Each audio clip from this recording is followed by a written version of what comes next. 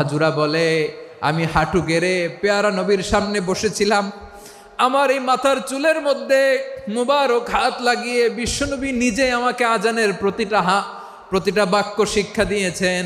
বিশ্বনবীর মোবারক হাত, পবিত্র হাত আমার মাথার চুলের যেই জায়গায় লেগেছে, আমি চাই ওই চুলগুলা নিয়ে আমি আমার কবরের ভিতরে যাব। সাইয়েদনা আবু মাহজুরা রাদিয়াল্লাহু তাআলা আনহু ইন্তেকালের আগের পর্যন্ত মাথার সামনের চুলগুলা কাটে নাই। মাথার সামনের চুল তিনি কাটেন নাই। সুবহানাল্লাহি বিহামদি। কেমন ভালোবাসতেন বিশ্বনবী সাহাবীদেরকে, সাহাবারা কেমন ভালোবাসতেন বিশ্বনবীকে। অষ্টম হিজরিতে হুনাইনের যুদ্ধে রাসূল সাল্লাল্লাহু আলাইহি ওয়াসাল্লাম ফিরে আসতেছেন মদিনায়। পথিমধ্যে বেলাল রাদিয়াল্লাহু তাআলা আনহু আজান দিচ্ছেন। কি দিচ্ছেন? তো পাশে ছিল মুশরিকদের একটা পল্লী, কিছু মুশরিক তরুণ